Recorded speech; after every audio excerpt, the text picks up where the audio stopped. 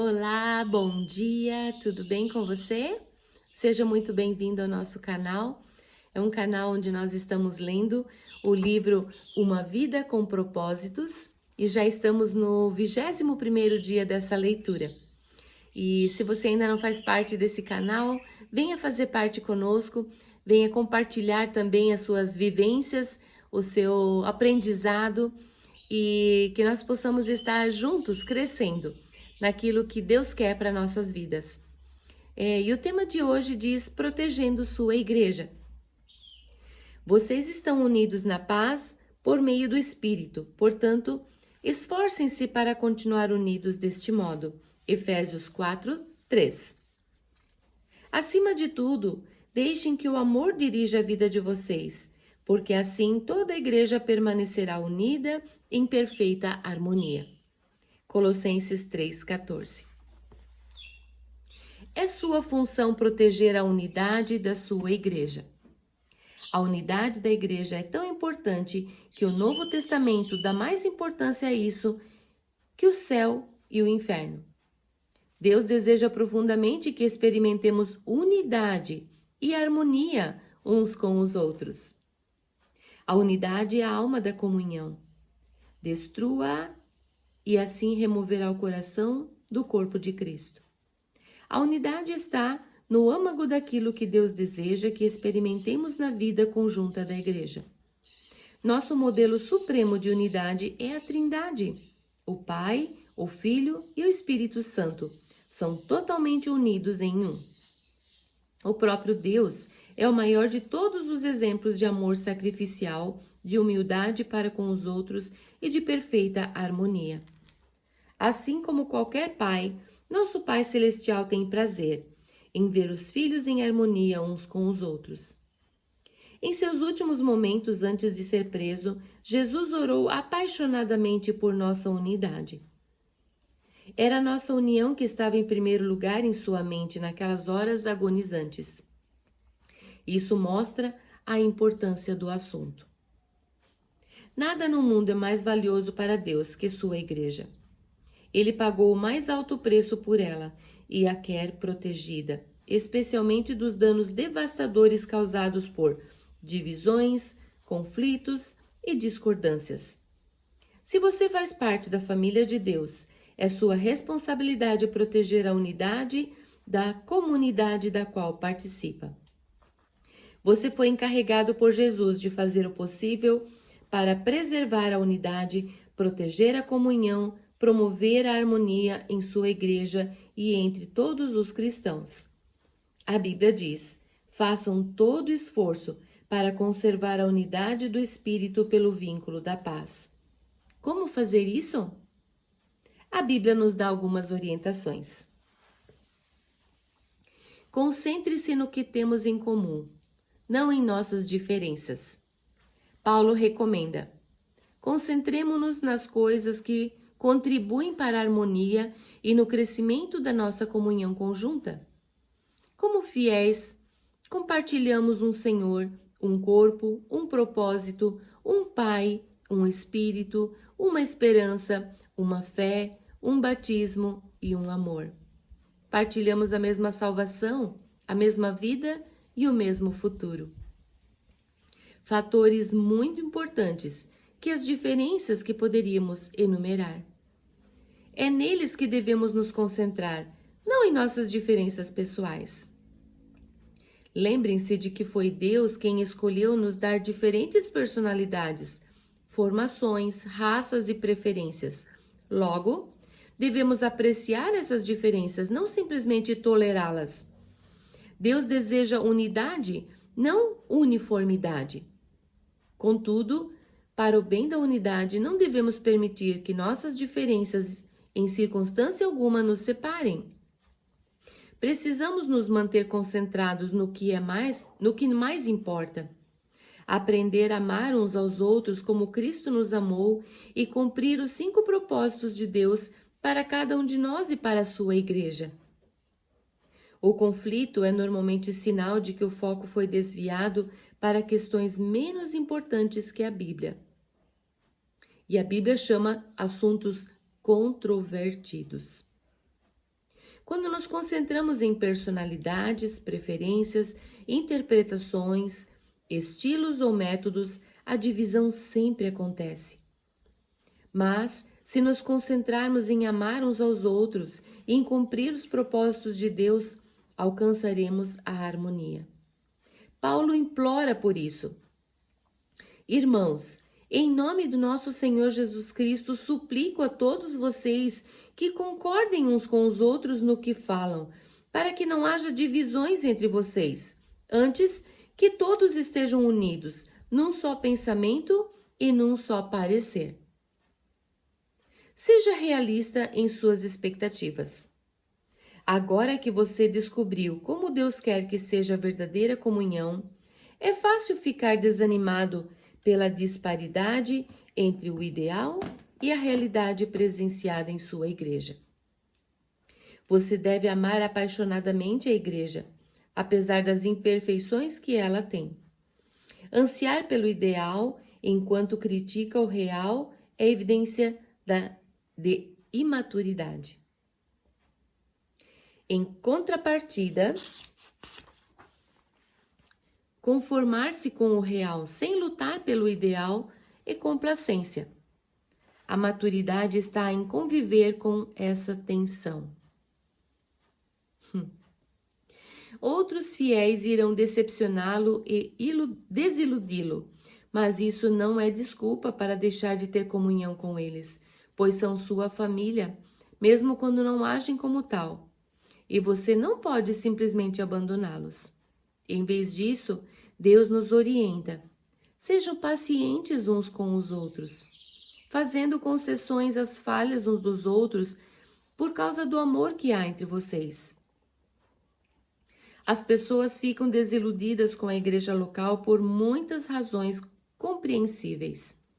A lista pode ser bastante longa.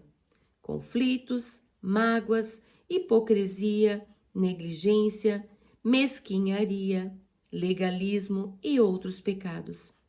Em vez de ficarmos abalados e surpresos, devemos recordar que a igreja é constituída de pecadores de verdade, entre os quais nos incluímos. Por sermos pecadores, magoamos uns aos outros, às vezes intencionalmente e às vezes sem querer. Mas em vez de deixar a igreja, precisamos ficar ali e tentar de alguma forma solucionar o que for possível. A reconciliação não há evasão, é a estrada para um caráter mais forte e para uma comunhão mais profunda. Divorciar-se da igreja ao primeiro sinal de decepção ou desilusão indica a imaturidade. Deus tem coisas que quer ensinar a você e a outros também. Além do mais, não há igreja perfeita para onde você possa escapar. Toda igreja tem fraquezas e problemas, e você logo ficará desapontado novamente. Groucho Marx ficou famoso por dizer que não gostaria de pertencer a um clube que o aceitasse como sócio. Se uma igreja tiver de ser perfeita para satisfazer você, essa mesma perfeição irá impedi-lo de permanecer nela, porque você não é perfeito. Dietrich Bonhoeffer, ministro alemão, martirizado por resistir aos nazistas, escreveu um clássico sobre convivência na igreja. Vida em comum. Nesse livro, sugere que a desilusão com a igreja local é algo bom, porque destrói nossas falsas expectativas de perfeição. Quanto mais cedo desistirmos da ilusão de que a igreja deve ser perfeita para que a amemos, mais cedo deixaremos de fingir e admitiremos que somos todos imperfeitos e precisamos da graça divina. Esse é o início da verdadeira comunidade. Toda igreja deveria afixar uma placa. Proibida a entrada de pessoas perfeitas. Este é um lugar somente para os que admitem serem pecadores e carecem da graça e desejam crescer. Boa dica!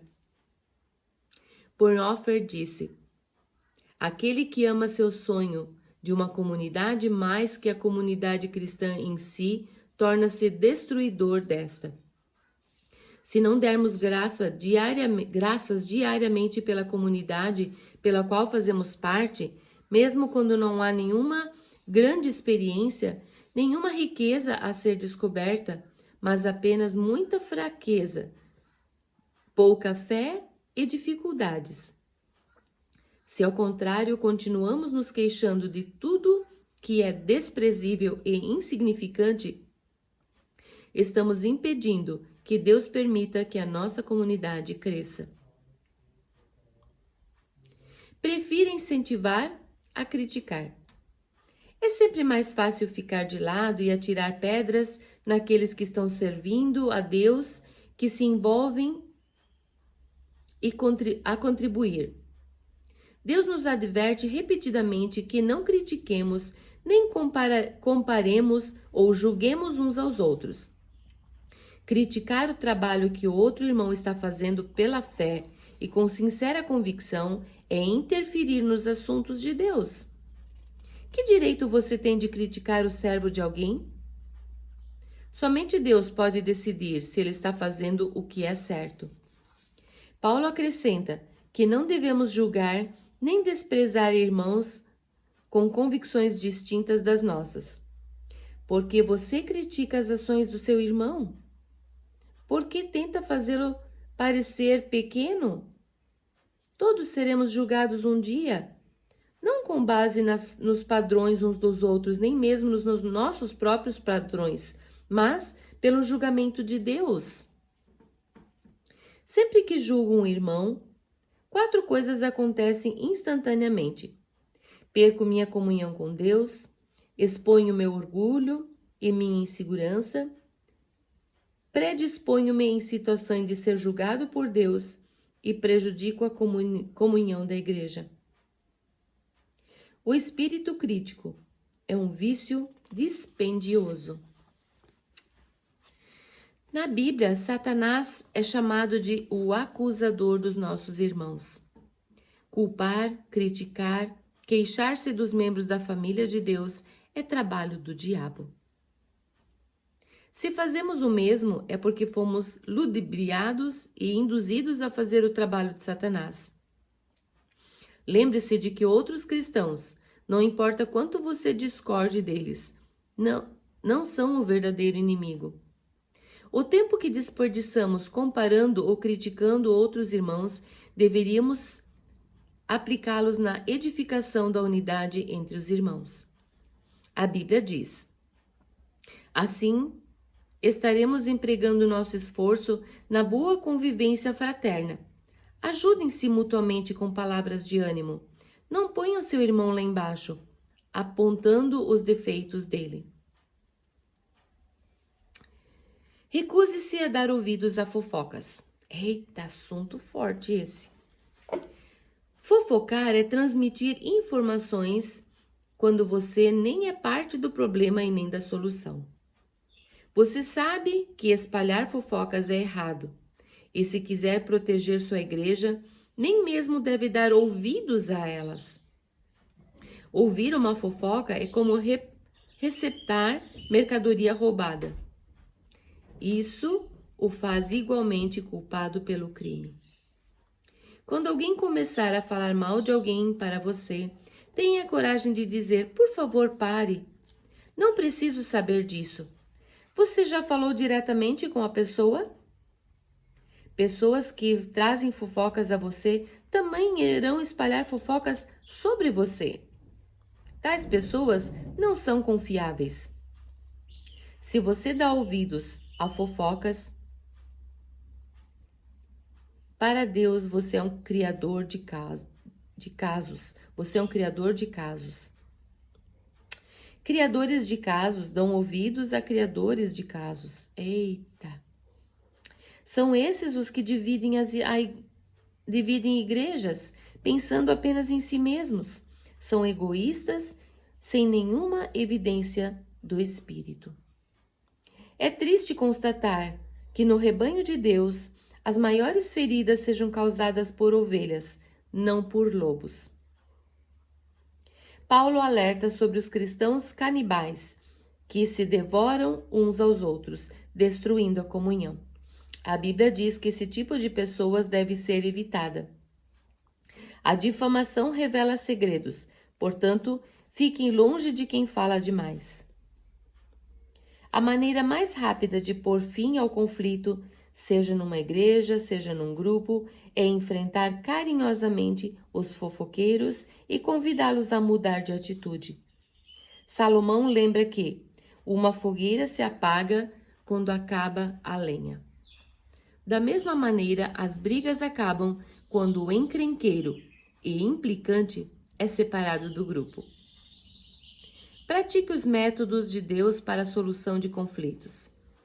Além dos princípios mencionados no capítulo anterior, Jesus ensina à igreja um processo simples, dividido em 3 etapas. Se um dos que dizem ser seu irmão na fé prejudicar você, converse com ele. Consertem a situação entre vocês.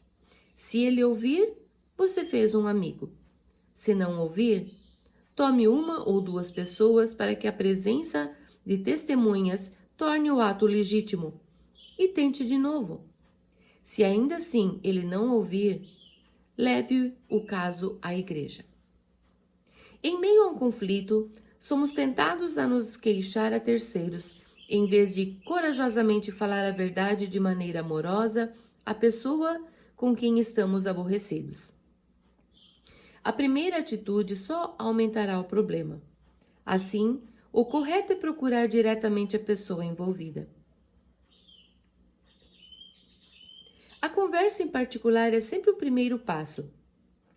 Você deve fazê-lo o mais breve possível. Se vocês não forem capazes de resolver o assunto sozinhos, o passo seguinte é levar 1 ou 2 testemunhas para que tornem ciência do problema e ajudem na reconciliação. E o que fazer se a pessoa ainda se mostrar intransigente? Jesus ordena que apresente o assunto à igreja. Se a pessoa ainda assim se recusar a ouvi-lo, você deve tratá-la como descrente. Apoie seu pastor e outros líderes. Não existe líderes perfeitos, mas Deus concede aos líderes responsabilidade e autoridade para que mantenham a unidade da igreja. Durante conflitos interpessoais, esse é um trabalho ingrato. O pastor tem a desagradável tarefa de agir como mediador entre membros ressentidos e imaturos que vivem em conflito. Ele também recebeu a impossível incumbência de fazer com que todos fiquem felizes. Algo que nem Jesus conseguiu realizar. A Bíblia é clara sobre a maneira com a qual devemos nos relacionar com os que nos servem. Sejam obedientes aos seus pastores. Ouçam o conselho deles. Eles estão atentos à condição da vida de vocês e trabalham sob a estrita supervisão de Deus. Contribuam para que a liderança deles seja alegre, não penosa, porque tornar as coisas mais difíceis? Os pastores um dia estarão diante de Deus para prestar conta sobre a responsabilidade de zelar por você. Eles cuidam de vocês como quem devem prestar contas. Mas você também terá de se explicar.